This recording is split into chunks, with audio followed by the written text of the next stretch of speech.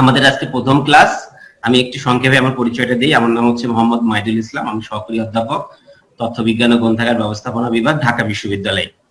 তো আমি আপনাদের যে কোর্সটা পড়াবো সেটা হচ্ছে LIS 103 information sources and services. এটা একটা 100 মার্কসের 4 ক্রেডিটের একটা course, information sources and services LIS 103। প্রারম্ভিক আলোচনা করব। যদিও সিলেবাস আপনারা সবাই পেয়ে গেছেন, তারপরেও আমি যেটা দেখতে পাচ্ছি যে এখানে টোটাল ইউনিট হচ্ছে 8টা। তো 8টা ইউনিটের মধ্যে প্রথম ইউনিটে যে জিনিসগুলো বলা আছে সেটা হচ্ছে basics of reference and information service. আমি আর ডিটেলসে যাচ্ছি না, শুধু ইউনিটগুলো বলছি। ইউনিট 2 তে বলা আছে টাইপস অফ রেফারেন্স সার্ভিস, অর্থাৎ কোন কোন ধরনের রেফারেন্স সার্ভিস আছে সেটা নিয়ে আলোচনা করা হবে। ইউনিট 3 তে বলা আছে introduction to resources introduction to sources of information, তার মানে তথ্যের যে বিভিন্ন ধরনের ধরন আছে সেটা নিয়ে এখানে আলোচনা করা হবে। ডেসক্রিপশন অফ রেফারেন্স সোর্সেস, কোন কোন ধরনের যে রেফারেন্স সোর্স আছে তার বিস্তারিত আলোচনা। ইভ্যালুয়েশন অফ রেফারেন্স সার্ভিস নিয়ে আমরা আলোচনা করব পঞ্চম অধ্যায়ে। তারপরে বিবলিওগ্রাফিক্যাল কন্ট্রোল ষষ্ঠ অধ্যায়ে। তারপরে হচ্ছে 7 নম্বর অধ্যায় হচ্ছে ম্যানেজমেন্ট অফ রেফারেন্স সার্ভিসেস, এবং ফাইনালি ইলেকট্রনিক রেফারেন্স সার্ভিসেস। এই টোটাল 8টা ইউনিট আছে। এই 8টা ইউনিট আমি আপনাদের সাথে আলোচনা করব। আমি একটু জাস্ট আপনাদের সাথে কিছু শেয়ার করতে চাই, একটু জাস্ট আমি আসতেছি। প্রথমে আমরা তথ্যের উৎস সম্পর্কে একটু পড়াশোনা করব, যে তথ্যের উৎস বলতে আমরা আসলে কি বুঝি। আমি একটু বড় করে দিচ্ছি যাতে সবার দেখতে সুবিধা হয়। তথ্যের উৎস বলতে আসলে কি বুঝি, তথ্যের উৎস কত প্রকার এবং কি কি, তার বিবরণ নিয়ে আমরা একটু কথা বলবো। তো প্রথমে যদি আমরা বলি তাহলে বলতে হয় যে তথ্য বা জ্ঞান যেখানে লিপিবদ্ধ থাকে তাকে ইনফরমেশন রিসোর্স বা ইনফরমেশন সোর্স বা তথ্যের উৎস বলে, ইনফরমেশন সোর্স বলে। তো আমরা এটা সবাই জানি, তথ্যের উৎস হচ্ছে যেখান থেকে আমরা তথ্যটা পাই, সেই জায়গাটাই হচ্ছে ইনফরমেশন সোর্স। যাতে ইংরেজিতে বলে ইনফরমেশন সোর্স, বাংলায় বলে তথ্যের উৎস। অর্থাৎ যে সকল মাধ্যম হতে তথ্য সম্পর্কে অবগত হওয়া যায় সেসব মাধ্যমকে তথ্যের উৎস হিসেবে বিবেচনা করা হয়। অতি প্রাচীন কাল থেকে তথ্যের উৎস সমূহ বিচিত্র রূপে উপস্থাপিত হয়ে আসছে। মানে একদম পৃথিবীর শুরু থেকে, অর্থাৎ যখন মানুষ যোগাযোগ করতে শিখলো একে অপরের সাথে, তখন থেকে শুরু করে যদি আপনারা বর্তমান সময় পর্যন্ত আসেন তাহলে আপনারা দেখতে পাবেন যে তথ্যের যে উৎসগুলো আছে সেটা এক একটা এক এক রকম, সবগুলো একরকম না। বিভিন্ন ধরনের তথ্যের উৎস আমরা চারিদিকে দেখতে পাই। কাগজ আবিষ্কারের পূর্বে তথ্যের মাধ্যম হিসেবে ব্যবহৃত হতো clay tablets, papyrus, parchment, vellum, codex ইত্যাদি। বর্তমান তথ্যের মাধ্যম বা ইনফরমেশন সোর্স হিসেবে আমরা অডিও ভিজুয়াল সামগ্রী, অডিও ভিজুয়াল এভি ম্যাটেরিয়ালস বলা হয় এটাকে। এতে অডিও, ভিতে ভিজুয়াল, অডিও ভিজুয়াল যে ম্যাটেরিয়ালস গুলো আছে, অর্থাৎ একটা থেকে শুধু অডিও, আর একটা থেকে ভিডিও, আর একটা থেকে অডিও ভিডিও। অর্থাৎ বাংলাদেশের যেমন প্রথম যে সিনেমা ছিল সেটা কিন্তু শুধু মানে কথা নাই, শুধু নির্বাক একটা চলচ্চিত্র ছিল, সেটা হচ্ছে শুধুমাত্র ভিডিও ছিল। আবার আমরা রেডিওতে শুধু শুনি, দেখি না, কিন্তু এখানে আমরা যেটা বলছি অডিও এবং ভিডিও, অর্থাৎ দুটোই হবে। এরকম যে সামগ্রীগুলোর মধ্যে আছে মাইক্রোফিস, মাইক্রোফিল্ম, অডিও ভিডিও ক্যাসেট ইত্যাদি, যা আমরা সবসময় দেখে থাকি।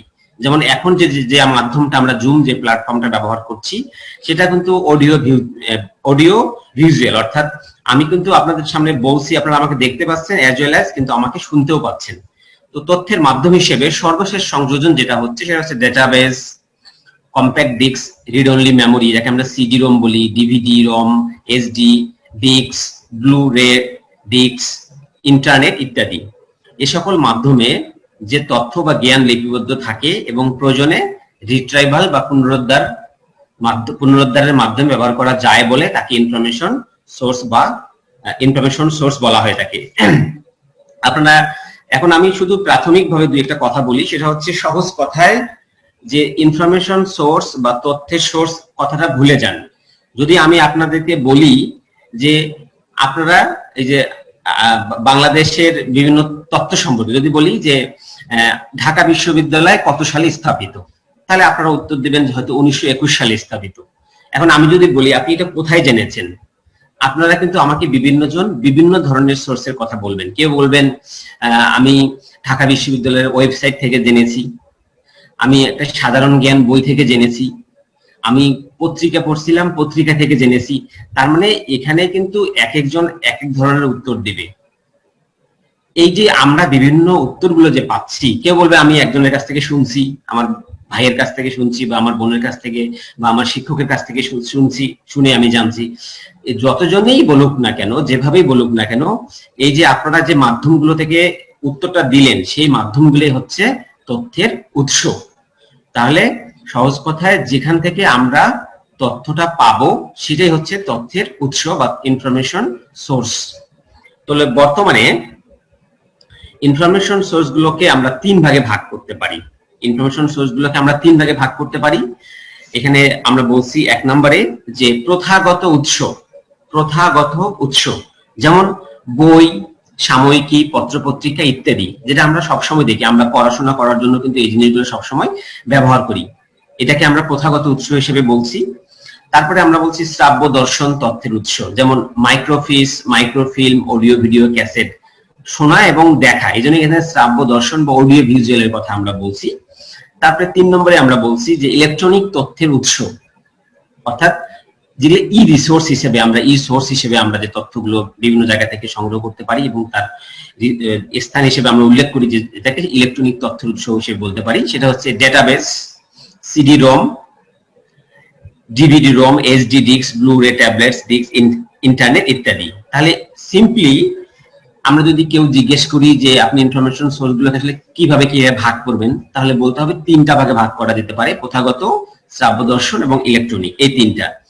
কিন্তু সব জায়গায় সাধারণত তথ্যের উৎসের যে প্রকারভেদের কথা যদি বলা হয়, তাহলে আমরা 3টা ভাগে, প্রধান 3টা ভাগে ভাগ করতে পারি। সেটা হচ্ছে, একটা হচ্ছে প্রাথমিক উৎস বা প্রাইমারি সোর্স আমরা বলে থাকি, একটাকে বলে থাকি মাধ্যমিক উৎস বা সেকেন্ডারি সোর্স, আর একটাকে আমরা বলে থাকি প্রান্তিক উৎস বা টারশিয়ারি সোর্স।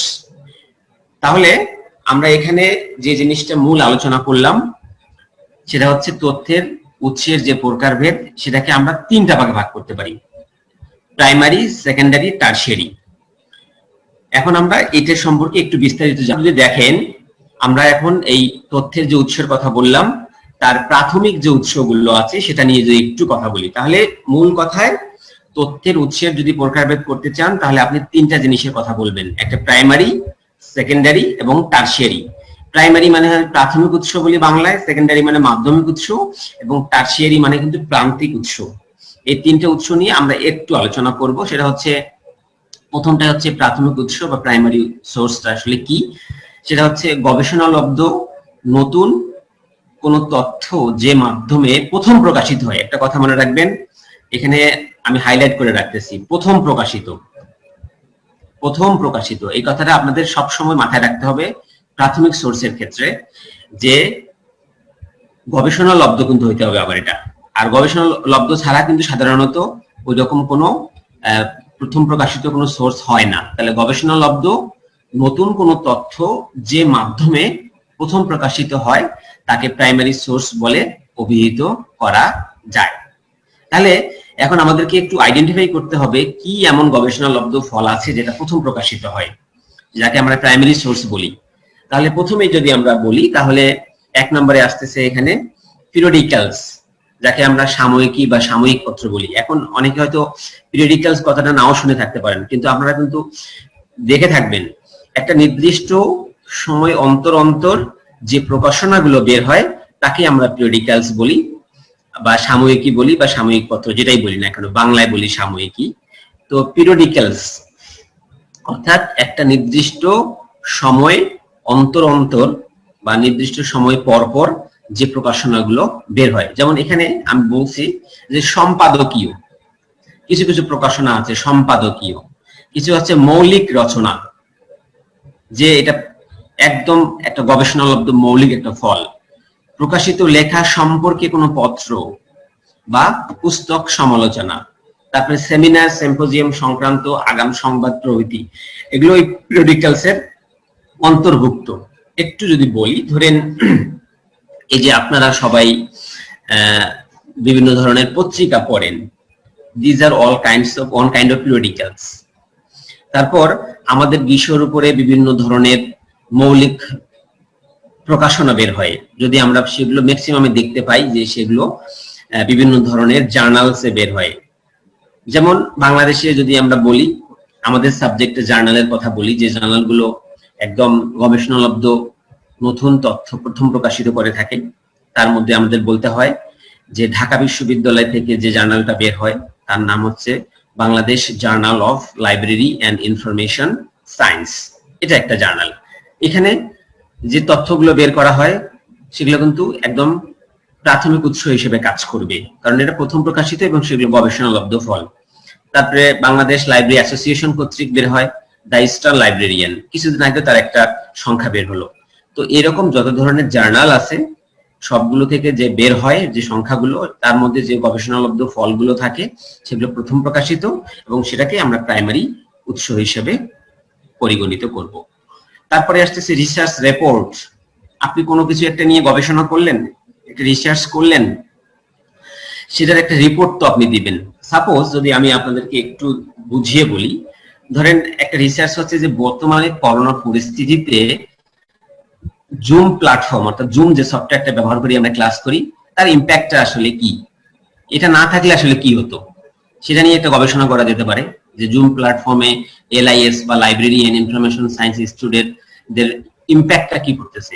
আমি যদি এটা গবেষণা করি তাহলে কিন্তু আমি এটার অনেকগুলো পজিটিভ ইম্প্যাক্ট দেখতে পারবো। কি রকম, যে দেখেন আগে কিন্তু আপনাদেরকে অবশ্যই ক্লাসরুমের বিকল্প হিসেবে কখনোই কোনো প্ল্যাটফর্ম হতে পারে না, ক্লাসরুমের বিকল্প না, এটার বিকল্প কোনো কিছুই হতে পারে না। কিন্তু তারপর আমরা ধরে নিলাম যে করোনা পরিস্থিতি যেহেতু আমাদের সামাজিক দূরত্ব বজায় রেখেই আমাদের ক্লাস করতে হবে, আমাদের কাজকর্ম করতে হবে, তাহলে কি হতে পারে। তাহলে একটা রিসার্চ যদি এরকম রিসার্চ রিপোর্ট এই জুম প্ল্যাটফর্ম ব্যবহার করে LIS স্টুডেন্টদের যে ক্লাস করে তার প্রভাবটা কি সেটা যদি চিন্তা করেন, তাহলে এখানে অনেকগুলো ভালো দিক আসবে, হয়তো কিছু মন্দ দিকও আসবে। প্রথমটাই তো বললাম যে এটা কখনো সরাসরি ক্লাসরুমের বিকল্প হতে পারে না, কিন্তু যদি আপনারা একটু খেয়াল করেন, এই যে আপনাদের কষ্ট করে বাংলাদেশের বিভিন্ন প্রান্ত থেকে যারা এখানে যুক্ত হয়েছেন, তারা যে যে ইনস্টিটিউটে ভর্তি হয়েছেন, তাদের সবাইকে কিন্তু ওই জায়গায় এসে ক্লাস করতে হয়, আসা যাওয়ার একটা ঝক্কি ঝামেলা আছে, অর্থকড়ির একটা ব্যাপার আছে, আরো কত কি।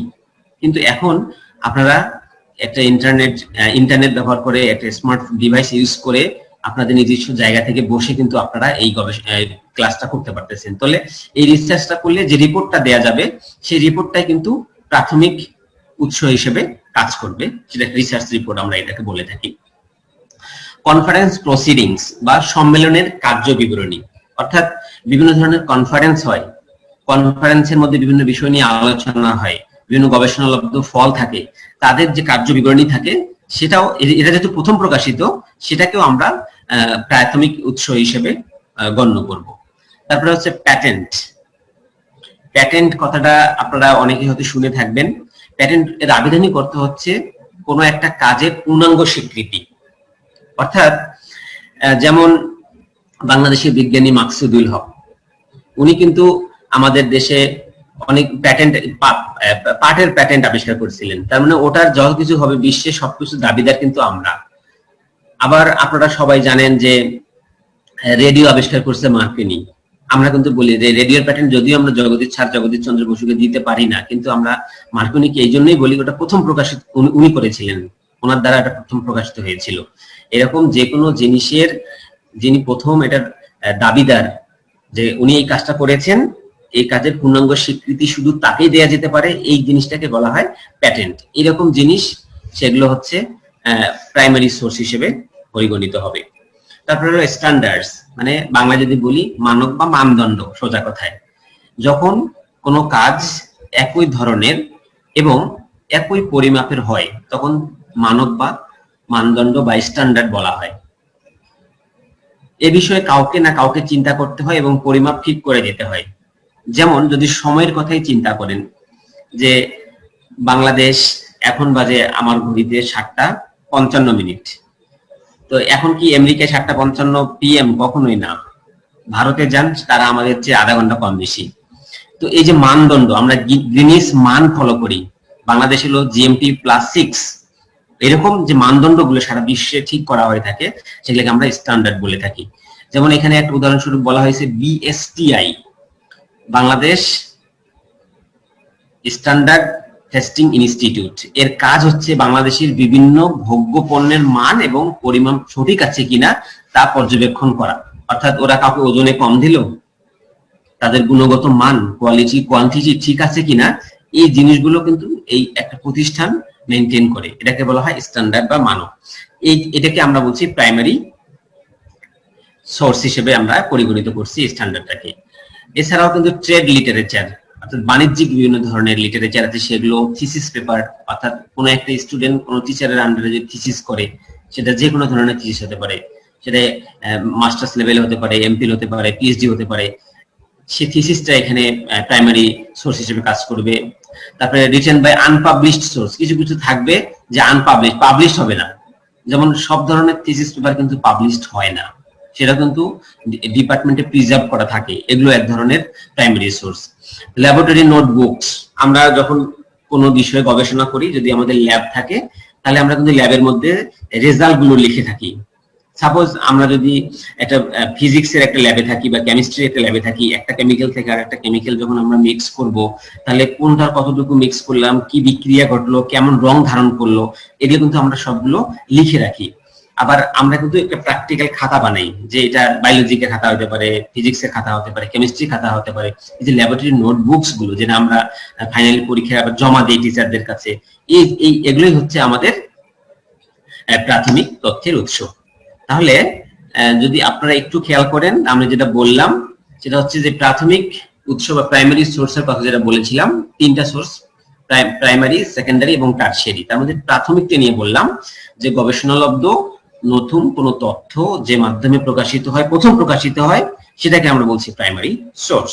তো প্রাইমারি সোর্সের উদাহরণস্বরূপ দিতে গিয়ে আমরা যে জিনিসগুলো দেখালাম আপনাদেরকে, প্রথমে পিরিয়ডিক্যালস এর কথা বললাম, তার বিভিন্ন ধরনের আছে সেটা বললাম, রিসার্চ রিপোর্টের কথা বললাম, কনফারেন্স প্রসিডিংস এর কথা বললাম, প্যাটেন্ট, স্ট্যান্ডার্ড, এবং এছাড়াও যে কিছু কিছু আছে যেমন trade literature, thesis, unpublished source, laboratory notebook ইত্যাদি, এটা আপনাদেরকে দেখানো হলো। তারপরে আমরা দ্বিতীয় যে সোর্স আছে, যাকে আমরা সেকেন্ডারি সোর্স বা মাধ্যমিক উৎস বলে থাকি, সেটা হচ্ছে প্রাথমিক তথ্যের উপর ভিত্তি করে যে উৎস সমূহ উদ্ভূত হয় তাকে মাধ্যমিক উৎস বা সেকেন্ডারি সোর্স বলা হয়। তাহলে প্রথমটা ছিল গবেষণালব্ধ এবং ফার্স্ট পাবলিশড, আর এটাকে আমরা বলছি যে প্রাথমিক যে উৎসটা, অর্থাৎ সামনে যেটা আলোচনা করলাম সেটার উপরে বেস করে, সেটার উপরে ভিত্তি করে যে উৎস সমূহ উদ্ভূত হবে।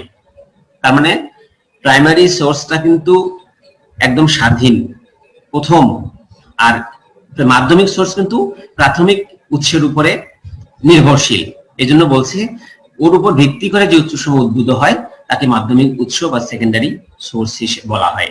যেমন এখানে বলা হয়েছে অ্যাবস্ট্রাক্টিং এন্ড ইন্ডেক্সিং জার্নালস। অ্যাবস্ট্রাক্টিং, ইন্ডেক্সিং, আপনারা লাইব্রেরি সায়েন্স যেহেতু পড়ছেন, আপনারা এই শব্দগুলো সব টেকনিক্যাল টার্ম, এগুলোর কোনো বাংলা করার দরকারই হবে না, পরীক্ষায় আসলে এগুলো ইংরেজিতে এইভাবে উল্লেখ করবেন যদি পারেন। অ্যাবস্ট্রাক্টিং এন্ড ইন্ডেক্সিং যে জার্নালস গুলো আছে, যেমন বিভিন্ন প্রকার প্রাথমিক এবং মাধ্যমিক উৎসে প্রকাশিত মৌলিক রচনা সমূহ সারকরণ ও সূচীকরণ করে পত্রিকার মাধ্যমে গবেষকদের দৃষ্টিগোচরে আনা হয়।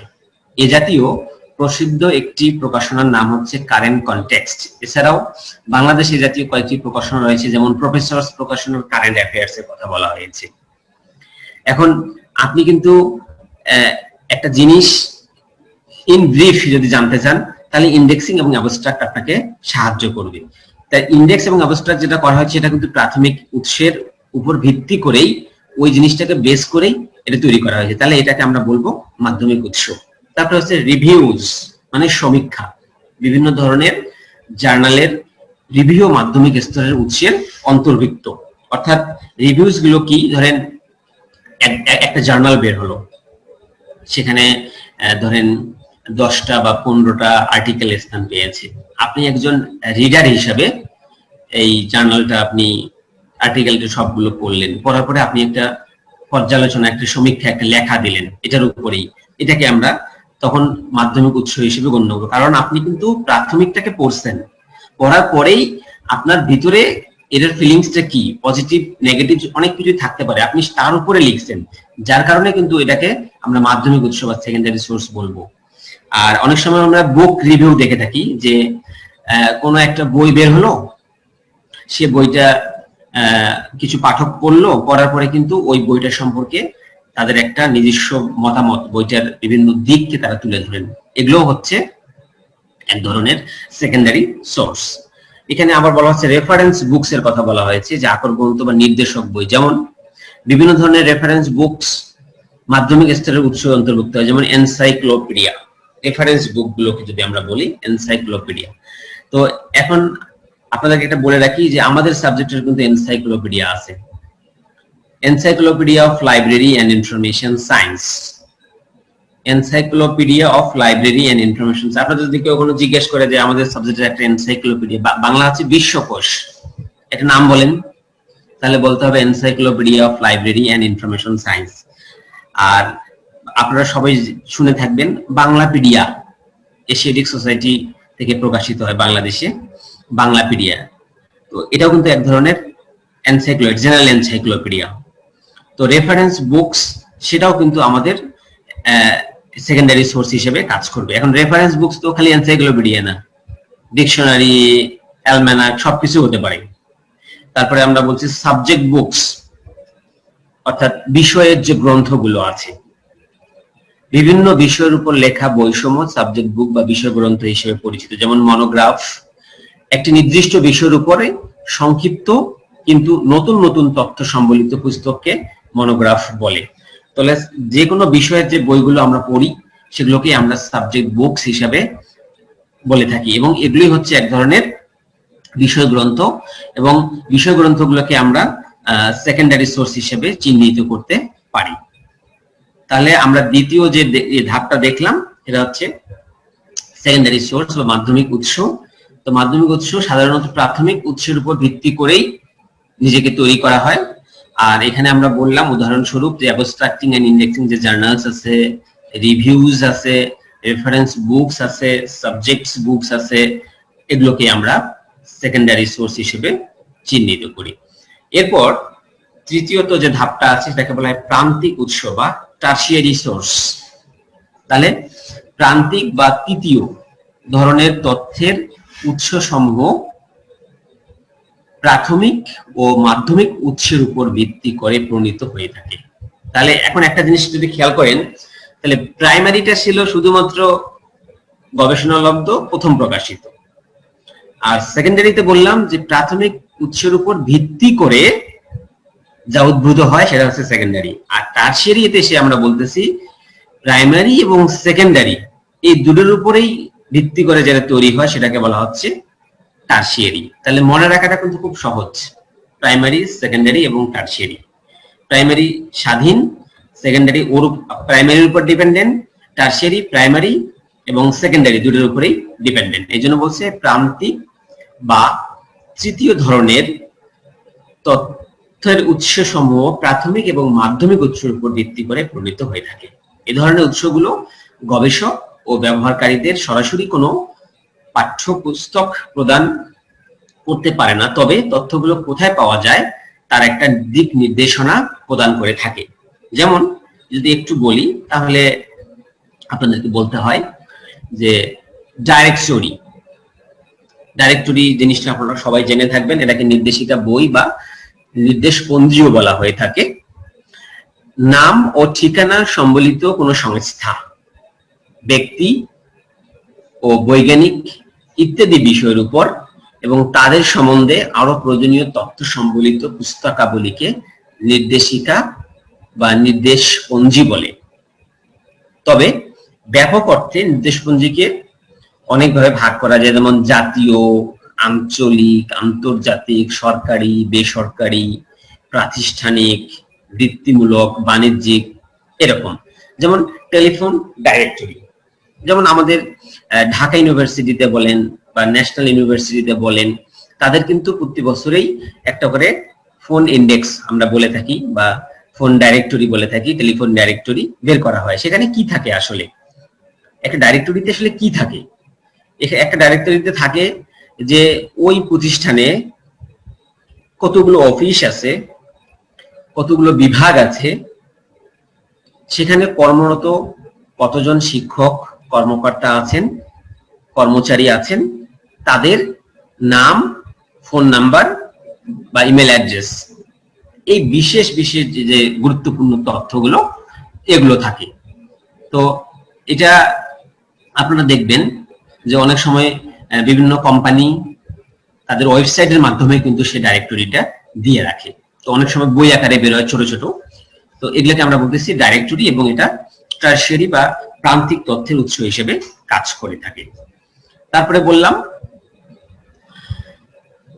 Bibliography of বিবলিওগ্রাফিস। এখন আপনাদের একটা অধ্যায় থাকবে, আমি পড়াবো বিবলিওগ্রাফি নিয়ে। বিবলিওগ্রাফি অফ বিবলিওগ্রাফিস, গ্রন্থপঞ্জির গ্রন্থপঞ্জি, অর্থাৎ কোন বিষয়ের উপর গ্রন্থপঞ্জি মাধ্যমিক উৎসের অন্তর্ভুক্ত। তাহলে কোন বিষয়ের উপর যে গ্রন্থপঞ্জি সেটা কিন্তু মাধ্যমিক অর্থাৎ সেকেন্ডারি সোর্সের মধ্যে পড়বে। আর এখানে বলা আছে বিবলিওগ্রাফি অফ বিবলিওগ্রাফিস, মানে গ্রন্থপঞ্জির আবার গ্রন্থপঞ্জি করা যেতে পারে সেটা। এই সকল গ্রন্থপঞ্জি মিলে যে গ্রন্থপঞ্জি তৈরি করা হয় তাকে গ্রন্থপঞ্জির গ্রন্থপঞ্জি বলা হয়।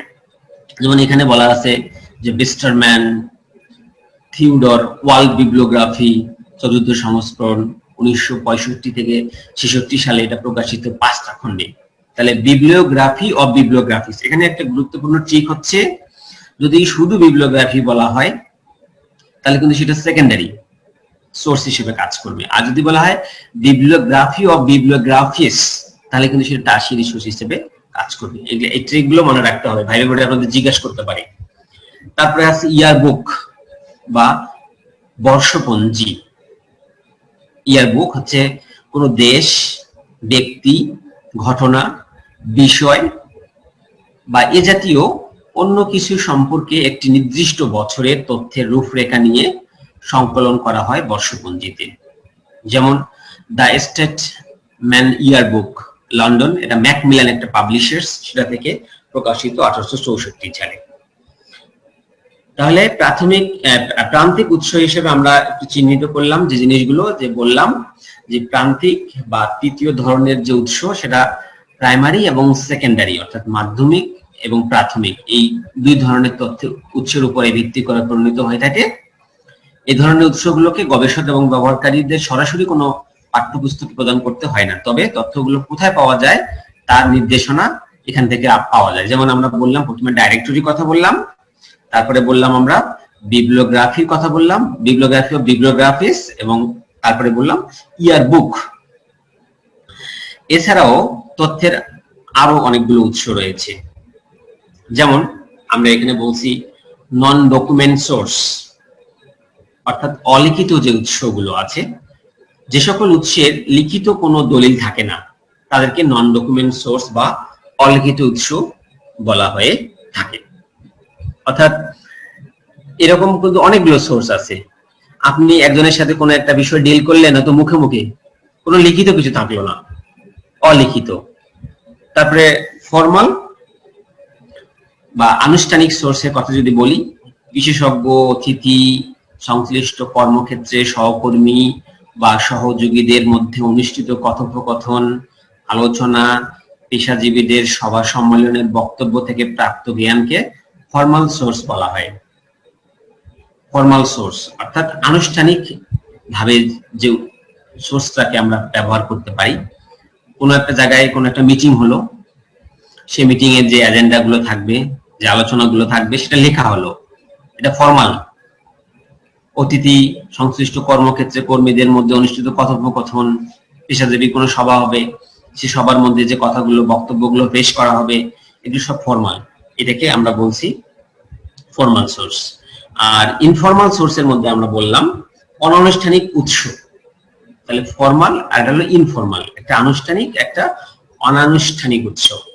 অর্থাৎ সহপাঠীদের মধ্যে কথোপকথন, পেশাগত সভার আলোচনাকে ইনফর্মাল সোর্স হিসেবে গণ্য করা হয়। এই উৎসকে জীবন্ত উৎস হিসেবেও আমরা ধরে থাকি।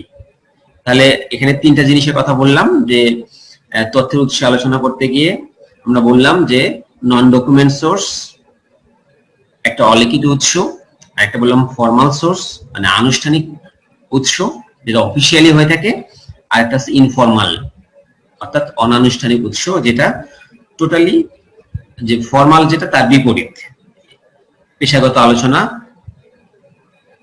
বা সবার যে কোনো কিছু ইনফর্মালি যেটা করা হয়ে থাকে সহপাঠীদের সাথে, এটা এই জন্য এটা আরেকটা নাম দেওয়া হয়েছে যে জীবন্ত উৎস হিসেবে আমরা এই ফর্মাল সোর্সকে চিহ্নিত করে থাকি। উল্লেখযোগ্য অপ্রকাশিত উৎস সমূহের মধ্যে রয়েছে, যে অপ্রকাশিত উৎসের কথা আমরা বললাম, সেগুলোর মধ্যে রয়েছে ল্যাবরেটরি নোট, অর্থাৎ গবেষণাগারে গবেষণা করতেছেন তার যে নোটগুলো থাকবে, কোনটার সাথে কি করলেন, কতটুকু মিশালেন, সেগুলো। Memoranda, personal research report, personal diary, আমরা কিন্তু ডায়েরিতে অনেক কিছু লিখে রাখি নিজের ব্যক্তিগত, সে ডায়েরি, পার্সোনাল ডায়েরিতে কি লিখলেন সেগুলো, এটা অপ্রকাশিত। তারপরে পার্সোনাল লেটার্স, ব্যক্তিগত চিঠি, আমরা একে অপরকে চিঠি লিখি, সে লেটার্স গুলো। বিজনেস এন্ড কমার্শিয়াল লেটার্স, অর্থাৎ আমরা অনেক সময় কনফিডেন্সিয়াল বিজনেস এবং কমার্শিয়াল লেটার্স একে অপরকে দিয়ে থাকি, যেটা অপ্রকাশিত, প্রকাশ করা যাবে না, for the betterment of the business, সেই জিনিসগুলো। Government letters and communications, photos, wallpapers, nameplates, conversation, interviews, একটা ইন্টারভিউ বোর্ডে কি হলো কখনো আমরা প্রকাশ করি না। তারপর oral history, memories, political, cultural and other documents ইত্যাদি বিবরণ, যা বই বা সাময়িকীতে প্রকাশিত হয় না, কিন্তু সভা, সমিতি বা আলোচনার মাধ্যমে আমরা কিন্তু এগুলো একে অপরের সাথে শেয়ার করে থাকি। এটাই হচ্ছে অপ্রকাশিত উৎস। তো পরিশেষে যদি আমরা একটু বলি, তাহলে আমরা বলতে পারি তথ্যের উৎসে আসলে কোনো লিমিট নাই, অনেক ভাবেই আমরা এটাকে বলতে পারি। তারপরেও আমরা কিন্তু এটাকে একটা সাইজে নিয়ে আসছি, বিভিন্ন আলোচনা গবেষণা পরিশেষে আমরা একটা সাইজে নিয়ে আসছি, যেটা আমরা এতক্ষণ আলোচনা করলাম। অর্থাৎ আমাদের জ্ঞান অর্জনের লক্ষ্যে যে কোনো মাধ্যম হতেই আমরা তথ্য পেতে পারি। আমি জাস্ট আরেকটু আপনাদেরকে ইন ব্রিফ একটু বলতে চাই, যে সেটা হচ্ছে যে তথ্যের উৎস, সহজ কথায় আমরা যে জায়গা থেকে তথ্যটা পাবো সেই জায়গাটাকে আমরা তথ্যের উৎস হিসেবে চিহ্নিত করে থাকি। আর তথ্যের উৎস হিসেবে আমরা সাধারণত যে তিনটা ভাগে ভাগ করছি, এখানে একটা প্রথাগত উৎস বলেছি, একটা শ্রাব্য দর্শন বা উৎস বলেছি, একটা ইলেকট্রনিক উৎস বলেছি। আপনারা দেখতেই পাচ্ছেন যে প্রথাগত উৎস মানে যেটা আমরা যে কোনো কিছু যে কোনো জায়গা থেকে অর্জন করি, যেমন বই, সাময়িকী, পত্র পত্রিকা, যেগুলো আজকাল সবসময় ব্যবহার করতেছি। আর শ্রাব্য দর্শন বলতে এগুলোর সাথে একটু কম পরিচিত, মাইক্রোফিল্ম, মাইক্রোফিস, অডিও ভিডিও দিয়ে এখন বেশি, এখন এগুলো অ্যাভেলেবেল হয়ে গেছে টেকনোলজিক্যাল যে ডেভেলপমেন্ট, এটার কারণে। এবং ইলেকট্রনিক তথ্যের উৎস, এটা এখন সবার হাতে হাতে, database, CD ROM, DVD ROM, HD disc, blu ray, pics ইত্যাদি। আর ফর্মালি আমরা একটু বললাম যে তথ্যের যে উৎস সেটা হচ্ছে সাধারণত তিন প্রকার। একটা হলো প্রাথমিক উৎস, প্রাইমারি সোর্স, মাধ্যমিক উৎস, সেকেন্ডারি সোর্স, প্রান্তিক উৎস বা টারশিয়ারি সোর্স। তো এটা আলোচনা করতে গিয়ে আমরা বলছি যে প্রাথমিক উৎস হচ্ছে বেসিক্যালি গবেষণালব্ধ নতুন কোনো তথ্য যেটা প্রথম প্রকাশিত, আমি হাইলাইট করে রাখছিলাম প্রথম প্রকাশিত। আর উদাহরণস্বরূপ এটাতে বলতে গিয়ে বলেছিলাম যে পিরিয়ডিক্যালস আমি বলছি যে সমস্ত প্রকাশনা একটা নির্দিষ্ট সময় অন্তর অন্তর প্রকাশিত হয়।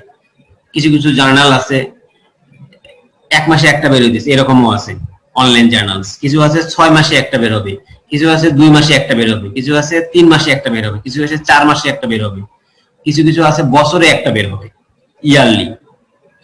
তো আমি নামও বলেছিলাম যে ল্যাব কর্তৃক প্রকাশিত দ্য ইস্টার্ন লাইব্রেরিয়ান, তারপর ঢাকা বিশ্ববিদ্যালয় থেকে আমাদের ডিপার্টমেন্ট থেকে একটা বের হয়, সেটার নাম হচ্ছে Bangladesh journal of library and information science. তারপর রিসার্চ রিপোর্টের কথা বলেছি, কনফারেন্স প্রসিডিংস এর কথা বলেছি, প্যাটেন্ট স্ট্যান্ডার্ড, এগুলো সব প্রাইমারি। এছাড়াও আমরা বলছি trade literature, thesis, unpublished source, laboratory notebooks ইত্যাদি। আর মাধ্যমিক উৎসের কথা বলতে গিয়ে বললাম যে প্রাথমিক তথ্যের উৎসের উপর ভিত্তি করে যে উৎসসমূহ উদ্ভূত হয় বা সৃষ্টি হয় তাকে আমরা মাধ্যমিক উৎস হিসেবে চিহ্নিত করেছি। উদাহরণস্বরূপ বলেছিলাম ইন্ডেক্সিং, অ্যাবস্ট্রাক্টিং যে জার্নালস গুলো আছে সেটা, রিভিউজ, সেটা বুক রিভিউ হতে পারে, জার্নাল রিভিউ হতে পারে।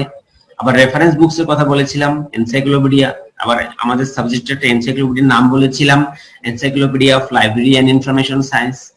আবার জেনারেল এনসাইক্লোপিডিয়া, বাংলাপিডিয়ার কথা বলেছিলাম। তারপরে সাবজেক্ট বুক অর্থাৎ বিষয় যে পড়ি আমরা সেগুলো। আর প্রান্তিক বা টারশিয়ারি তথ্যের উৎসের কথা বলতে গিয়ে বললাম যে উৎস যে সোর্স যে তথ্যটা প্রাইমারি এবং সেকেন্ডারি দুটোকেই উদ্বুদ্ধ করে সৃষ্টিভাবে প্রণীত হয় সেটাকে বলা হয় প্রান্তিক বা টারশিয়ারি। এখানে জিনিসটা বলেছিলাম প্রাইমারি নিজে নিজেই নতুন প্রথম প্রকাশিত গবেষণালব্ধ ফল, সেকেন্ডারি প্রাথমিকের উপর উৎস ডিপেন্ড করে হয় এবং টারশিয়ারি প্রাইমারি এবং সেকেন্ডারি এই দুটোর উপরেই ডিপেন্ড করে হয়। এর উদাহরণে বলেছিলাম ডাইরেক্টরির কথা বলেছিলাম যে এটা হচ্ছে নাম এবং ঠিকানা সম্বলিত কোনো ছোট সংস্থা, ব্যক্তি বা বৈজ্ঞানিক ইত্যাদি বিষয়ের উপরে এবং তাদের সম্বন্ধে আরো প্রয়োজনীয় তথ্য সম্বলিত একটা ছোট পুস্তিকা যেখানে গুরুত্বপূর্ণ তথ্যগুলো থাকে। সোজা হচ্ছে জাস্ট ফর কমিউনিকেশন ডাইরেক্টরিকে আমরা ব্যবহার করে থাকি। আমি বলেছিলাম যে ন্যাশনাল ইউনিভার্সিটি কর্তৃক তাদের একটা phone index, phone directory, telephone index বের করা হয়। সেখানে সবগুলো বিভাগের সবগুলো অফিসের সকল ব্যক্তি যারা কর্মরত আছেন, শিক্ষক কর্মকর্তা কর্মচারী সবার ডিটেলস থাকে, নাম, পদবি, ফোন নাম্বার, ইমেল অ্যাড্রেস এগুলো। বিবলিওগ্রাফি ও বিবলিওগ্রাফি সেটা বলেছিলাম যে যে সমস্ত বিবলিওগ্রাফি সেকেন্ডারি তথ্য উৎস হিসেবে কাজ করতেছে তাদের আবার একটা বিবলিওগ্রাফি তৈরি করা হয়, সেটাকে আমরা টারশিয়ারি বলে থাকি। আর ইয়ারবুক যেটা বলেছি, এছাড়া নন ডকুমেন্ট, এছাড়া যে নতুন আরো তথ্য উৎস রয়েছে সেটা বললাম নন ডকুমেন্ট সোর্স, ফর্মাল সোর্স এবং ইনফর্মাল সোর্স। নন ডকুমেন্টের কথা বলতে গিয়ে বললাম এটা হচ্ছে অলিখিত, এটার কোনো ধরনের ডকুমেন্ট নাই। আর ফর্মাল হচ্ছে টোটালি একদম লিখিত আকারে থাকবে সবকিছু, আনুষ্ঠানিক, রেকর্ডেড। আর ইনফর্মাল হচ্ছে জাস্ট আনুষ্ঠানিকের বিপরীত, নন রেকর্ডেড, বন্ধুদের সাথে কথা বলা, সহকর্মীদের সাথে কথা বলা, এই জিনিসগুলো ইনফর্মাল সোর্স হিসেবে কাজ করবে। আর উল্লেখযোগ্য অপ্রকাশিত উৎস সময়ের মধ্যে আমরা একটু বললাম যে laboratory note, memorandum, personal research report, personal diary, personal letters, business communication letters, government letters, communication, photos, wallpapers, nameplate, conversation, interviews, oral history ইত্যাদি।